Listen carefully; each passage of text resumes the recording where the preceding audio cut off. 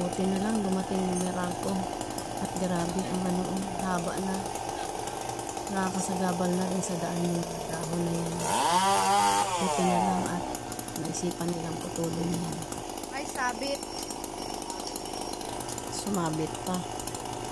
Ayan o, inaayos nila para maayos nila paglaglag. Kasi yung isang lalaki, yun yung tagatanggal ng mga mga dahon. Yan, binagsak na ni Kuya. Dahan-dahan siya nagbagsak. Uy, Kuya, wag mo saluin. Aroy, mamaya maglaglagan ka pa dyan. Ayan, ayos naman ang pagkalapag kasi medyo mababa na. Buti na lang hindi ganun kataas. Ayan yung isa, balak pa din ng saluin. Ay, malupit ka, Kuya. Kasi gusto mo pang Kuya, wag mong saluin yan. Ayan, tingala na si Kuya para lahat ng hinuhulog nung nagpuputol at gusto pa niyang saluin. Ay, naku Kuya, wag ka magpakulan yan. Kasi mahirap na yung malaglagan ka. Mahal magpagamot ko.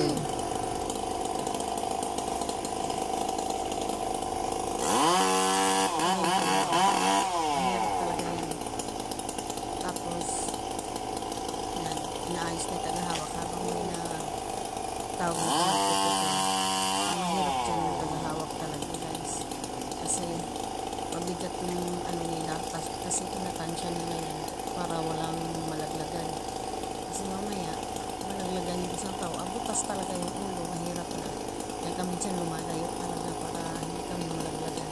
Pero ang ganda nila tingnan. Akala nila ang dali ang gawin nila. Pero napakahirap yun guys kasi sabi ko, ang hirap ng ganyan. Oh, Kuya, malaglagan ka. Huwag ka dyan, Kuya, kasi kahoy yan, hindi mo yan hula. Huwag mo salpon yan. Kuya, huwag ka dyan. Medyo layo-layo kay kaunti. Kasi mahirap na. Ayan, kinukuhaan Kuya. Pero sa bagay, pinatansya naman yung lalaki para hindi sila matamaan. Kasi kailangan din nilang tanggalin para naman hindi sila natatambakan.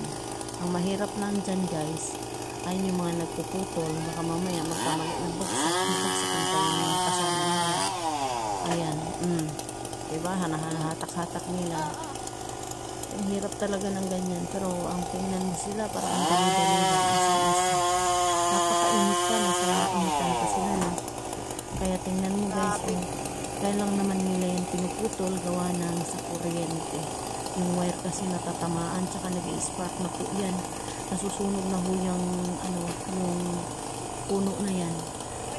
Yan o. Diba? Kalain mo. Yan yung tindahan niya pinariin. Nabidyohan ko rin. Tapos katabi niyan, tindahan ko naman.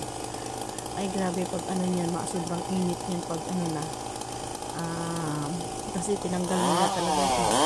Pinagpod nila kasi sabi nila 1 year na daw sila bago sila babalik magputol kasi nga natatamaan na kasi yung mga wire ng tawag nito internet. Pero ang pinaka nila dyan yung nasa taas talaga, yung nasa taas na wire talaga ng kuryente. Ay grabe guys, natatakot na kami dyan kasi nasusunog na yung mga kahoy. Tapos baka mamaya yung apoy lalaglag dyan sa bubong namin, nasusunog yung aming bubong guys. Ayun. Mahirap ang ganyan. Malayo na sa Diba? Ang galing nila magmaniho. Magmaniho sila dyan pala sila, pala sila dyan sa taas. Parang nabala o baga sa sasakyan. Ang galing nila guys. Talagang tansyado talaga nila hindi matamaan yung tindahan. Wala, may itlog pa naman dyan. Yari ang itlog ni Ate Lero. Talagang ubos ang paninda at pati puhunan patangay na. Ganyan kalupit ang mga namumutol dyan guys.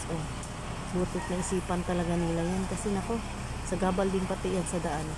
Tsaka kawawa yung wiring buti lang tinatarian nila. Tida, maliwanag ang buhay. Ayan. Ayan, lumilipat sila sa kabila guys. Babaan nila kaunti para maayos yung mga kable ng kuryente para hindi na sagabal dyan sa mga sa puno. Para naman, kasi minsan nasabit dyan yung malalaking truck eh. At nahahatak yung ano yung wire na yan.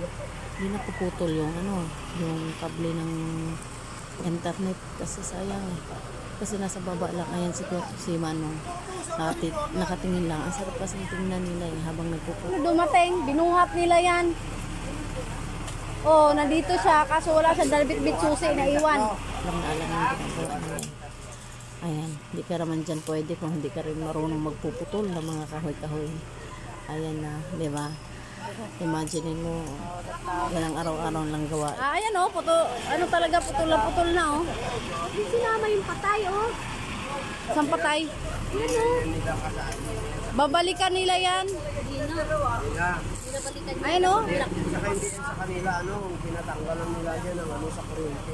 Oo. Kasama yan, nagbabagsak ng puno. Kasi, nako, at may helmet sila. Kasi, at least mga pangaan ka man lang, sa katawan lang. Pahiramin nga eh, nagwawalis ko yan. Kasi patulo na ang matatamaan ako. Delikado na talaga yung si Kuya. Sipag-sipag Kuya, nagwawalis-walis pa. Pag bago sila umalis dyan, inayos pa naman nila. At kahit pa paano, konti na lang yung nilis. Grabe ang damo talaga niya eh. Well, ingat na ingat sila para hindi makaputol ng kable na kuryente. Kasi yan, puti na yan guys, yung nakabalandra dyan. Yun po yung kuryente dito sa mga nagtitinda. Dyan po yung sa OWA nakakonect. Kasi, wala kaming kuryente. Ayan. Sa Pinalya. Sila pala kasi iba. Ayan sa Pinalya. Nagpupulot na. Nag-uumpisa na siyang magwalis ko. Hindi pa tapos. Yan yung kasipag sa akin. Yan na lang yung bracket guys. Kunti na lang. Pero ngayon mamimili ako.